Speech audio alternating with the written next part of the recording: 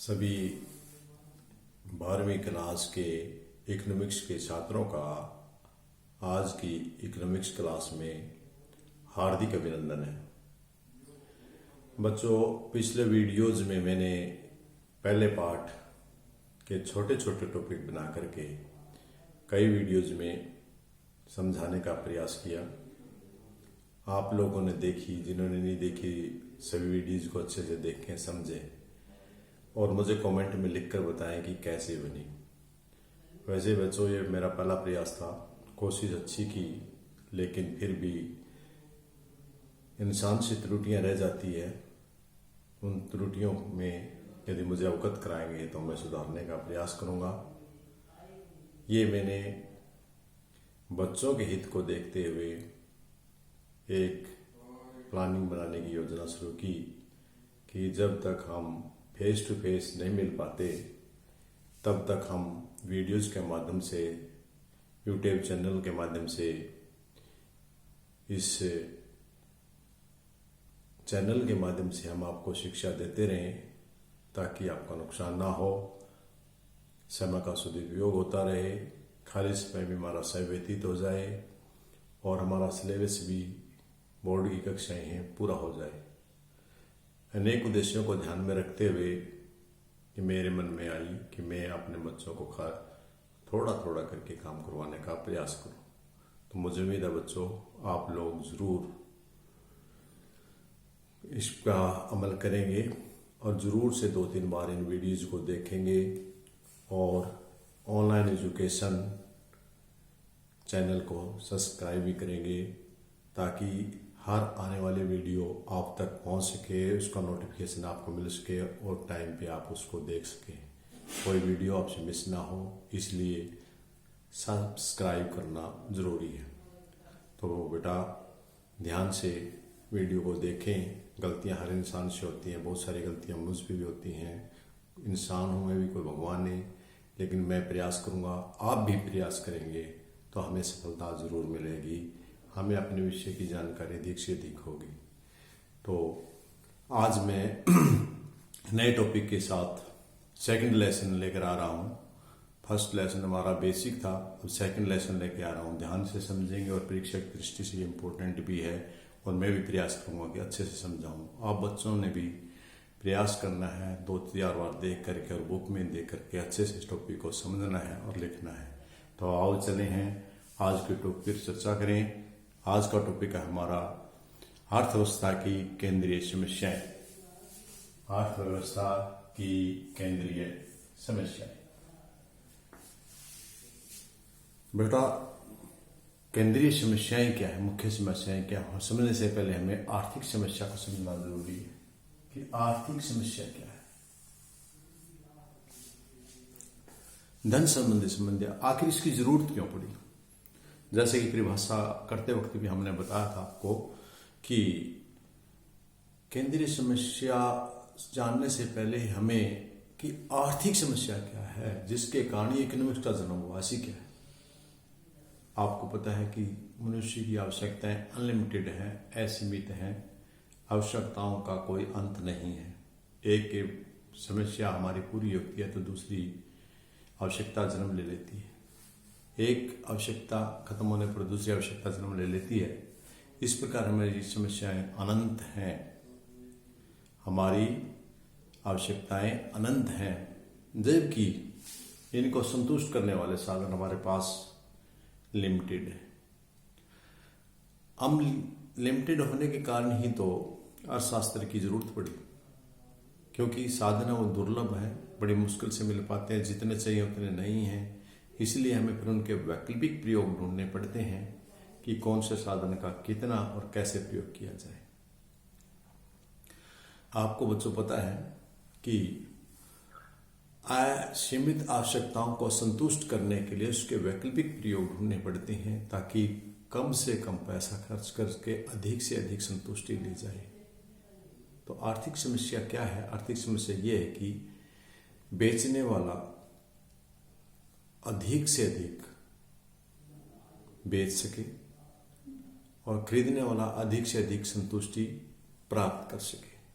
जो उसके पास बजट है उस बजट से वो अधिक से अधिक संतुष्टि प्राप्त करे और इसी प्रकार बेचने वाला अधिक से अधिक लाभ कमा सके। तो इन दोनों में संतुलन बना रहे। तो आर्थिक समस्या के बारे में अगला, आर्थिक समस्या के कारण क्या है। जो आर्थिक समस्या है वो किन कारणों से पैदा हुई है, ऐसे इनके 3 मुख्य कारण हैं। आर्थिक समस्या के कारण है वे हमारे 3 हैं। पहला है असीमित आवश्यकताएं। पहले भी मैं इसको डिस्कस कर चुका आपके सामने कि असीमित आवश्यकताएं, मनुष्य की आवश्यकताएं असीमित हैं, उनकी आवश्यकताओं का कोई अंदाजा नहीं है। लेकिन जैसे आदमी की समस्याएं हैं, कोई आदमी पैदल चल रहा है तो वो सोचता है कि मुझे साइकिल मिल जाए, साइकिल मिल गई, फिर वो सोचता है कि मुझे मोटरसाइकिल मिल जाए, मोटरसाइकिल प्राप्त हो गई, फिर भी उसकी समस्या संतुष्ट नहीं हुई, उसकी संतुष्टि नहीं हुई, उसके गाड़ी की इच्छा पैदा हुई, गाड़ी मिल गई, फिर उसको बड़ी गाड़ी की इच्छा पैदा हुई। इस प्रकार जो जो हमारी आवश्यकता संतुष्ट होती जाती है, नई आवश्यकता ऑटोमेटिकली जन्म ले लेती है। इसलिए अनंत है, असीमित है, जबकि साधन है वे सीमित है। दूसरा इसका कारण सीधे साधन है। यदि साधन सीमित नहीं होते, ये भी असीमित होते, तो अर्थव्यवस्था की कोई जरूरत नहीं थी, कोई आर्थिक समस्या पैदा ही नहीं होती। जैसे हमारे पास हवा काफी मात्रा में है वायुमंडल में, यह असीमित है। मिट्टी है काफी मात्रा में, असीमित, इसकी कोई वैल्यू नहीं है। लेकिन जहां पर ये दुर्लभ हो जाती हैं, ऑक्सीजन दुर्लभ है, तो उसकी सिलेंडरों में भरने के बाद कीमत हो जाती है। लॉकडाउन के दौरान देखा, जो ऑक्सीजन हमें भरपूर मात्रा में खुले में फ्री में प्रदान होती है, वो दुर्लभ होने के कारण हमें आज लॉकडाउन के दौरान ऑक्सीजन के सिलेंडर के लिए मारामारी हो रही है। यह क्या कारण है? ये दुर्लभता का कारण है। दूसरा, असीमित साधन और दुर्लभ साधन, ये इस कारण से। तीसरा, वैकल्पिक प्रयोग। कोई साधन है, उनके ऑप्शन हैं बहुत सारे एक की बजाय। जैसे चना है, खाने के काम भी आ जाता है, घोड़े के काम भी आता है, और इसके अलावा इसे बेसन भी बनाया जा सकता है, मिठाई भी बनाई जा सकती है, इससे कढ़ी भी बनाई जा सकती है। अनेक काम में इसको यूटिलाइज किया जा सकता है। बच्चों, जिसके वैकल्पिक प्रयोग ज्यादा होते हैं, वो वस्तु महंगी होने पर हम उसका जो सबसे ज्यादा संतुष्टि प्राप्त होती है वही प्रयोग उसका कर पाते हैं, बाकी छोड़ देते हैं। और ये दूसरी तरफ, यदि वो वस्तु सस्ती हो जाती है तो हम उसके वो प्रयोग भी करने लग जाते हैं जो हमारे लिए कम संतुष्टि प्राप्त करते हैं। इस प्रकार हमारी आर्थिक समस्या यही रहेगी कि असीमित आवश्यकताएं हैं, उनको संतुष्ट करने के लिए साधन वे सीमित हैं, और तो इस तरह उनके ऑप्शन है हमारे पास, उनके वैकल्पिक प्रयोग है। ये 3 आपने परीक्षा में अच्छे से याद रखना है। नंबर 1, नंबर 2 और नंबर 3, ये आपकी आर्थिक समस्याओं के कारण है। क्या ये आपके आर्थिक समस्याएं? आर्थिक समस्या किस कारण हुई? असीमित आवश्यकताओं के कारण। आर्थिक समस्या किस कारण हुई? सीमित साधनों के कारण। आर्थिक समस्या किस कारण हुई? वैकल्पिक प्रयोग के कारण। तो मेरे ख्याल में तीनों आपको अच्छे से समझ में आ गया होगा। इसके साथ फिर जो आर्थिक समस्या हम कह रहे हैं वे है क्या?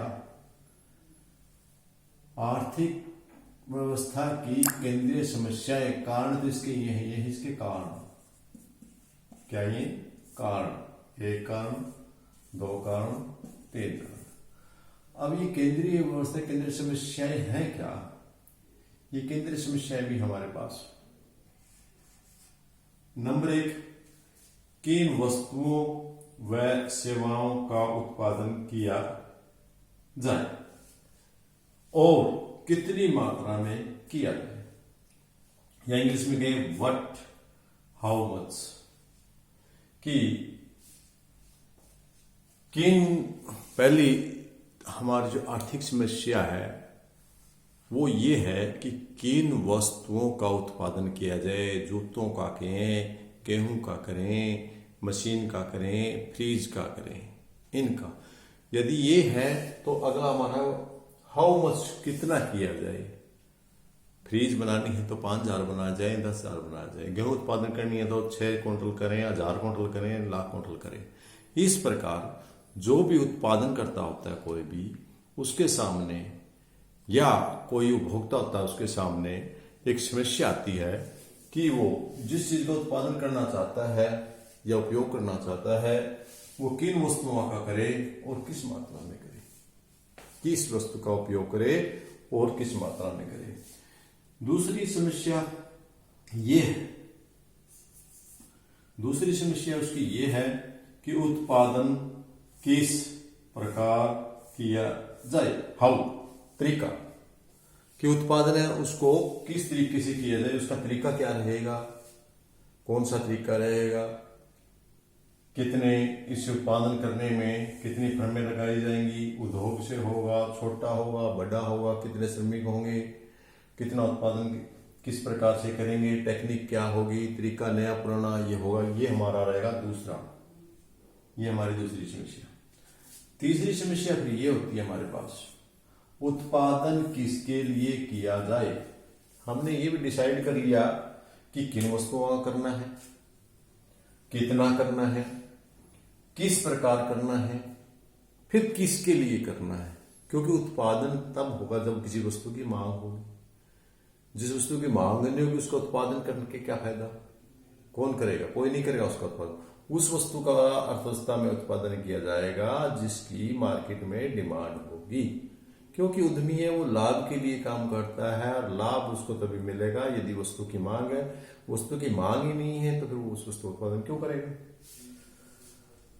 तो बच्चों, प्यारे बच्चों, उत्पादन किसके लिए किया जाए, गृहस्थ के लिए किया जाए, आदमी के लिए किया जाए, औरत के लिए किया जाए, भारतीयों के लिए किया जाए, विदेशियों के लिए किया जाए, पशुओं के लिए किया जाए, किन के लिए किया जाए।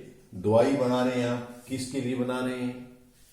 हम एक एग्जांपल ले लेते हैं इन तीनों समस्या को समझने के लिए। मान लिया कोई जूते की फर्म है, वो जूते बनाना चाहती है। सबसे पहले उसने इस समस्या का हल कर लिया। समस्या थी कि उसके पास कौन सी वस्तु को बनाए, उसने समस्या या सेवाएं बनाए करें। उसने हल कर लिया कि मैंने जूते की फर्म लगानी है और कितने बनाने हैं, 50 एक फर्म लगानी है, 500 जूते बनाने हर रोज।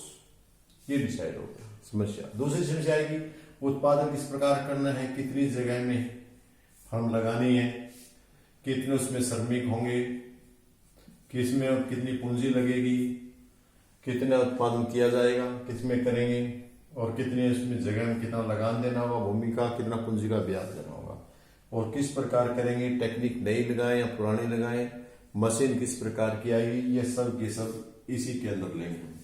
इसके बाद हमारा अगला ये चीज भी होगी, हमारा जो जूता था, जूते वाला ने एक फर्म लगाई, 500 जूते तैयार किए, उसके उसमें तरीका भी ढूंढ लिया कि 50-100 श्रमिक लगेंगे, नई टेक्निक से मशीन लगेगी, 2 मशीनें लगाएंगे, जो कुछ भी उन्होंने करना था उन्होंने कर लिया। तीसरे पर उत्पादन किसके लिए, वो जूते कौन पहनेगा, कितने नंबर के ये जूते हैं, जो किसके लिए हैं, बच्चों के लिए हैं, बड़ों के लिए हैं, स्त्री के लिए हैं, पुरुष के लिए हैं, कितने नंबर का, किसके लिए उत्पादन किया जाना है, ये डिसाइड करना पड़ेगा। तो बच्चों, आज का टॉपिक बड़ा मजेदार और बढ़िया और स्पष्ट है कि आर्थिक केंद्रीय समस्याएं क्या है और इसके कारण क्या है। यह एक थोड़ा सा समझने की बात यह है, इसके कारण पहले दिए, आर्थिक समस्या के कारण पहले दिए हैं कि आर्थिक समस्या और स्वार्थिक समस्या है क्या। ये दोनों चीजें अलग अलग हैं, इनको मिक्स नहीं करना। ये हमारा नीचे वाला पार्ट है, नीचे वाला पार्ट ये हमारा आर्थिक समस्याएं हैं और ये आपका ऊपर वाला पार्ट है आर्थिक समस्याओं के कारण है। यानी ये समस्या है, इनके पैदा होने के ये कारण है, जबकि आपको पहले कारण बढ़ाए गए हैं, बाद में समस्या बढ़ाई गई है। या आप आगे पीछे कौन सा कर सकते हैं, लेकिन पहले किन कारणों से पैदा होती हैं, को क्या चीज हुई है, वह समस्याएं हुई है। तो आपका ये कारण रहे किस चीज के, इस चीज के। जो केंद्रीय समस्याएं हैं उनकी ये कारण है। वे केंद्रीय समस्याएं क्यों पैदा होती हैं? असीमित साधनों के कारण, असीमित आवश्यकताओं के कारण, सीमित साधनों के कारण, वैकल्पिक प्रयोग के कारण, इन कारणों से पैदा होती है। कौन सी समस्या पैदा होती है? इन कारणों से पैदा होती है। तो बड़े अच्छे से आपने ये टॉपिक समझा होगा और कोशिश किया, मेरी तरफ से मैंने पूरा प्रयास किया है। तो आज की क्लास में इतना काफ़ी। दूसरे चैप्टर के शेष टॉपिक हम आपको अगले वीडियो में देते रहेंगे। धन्यवाद। Thank you.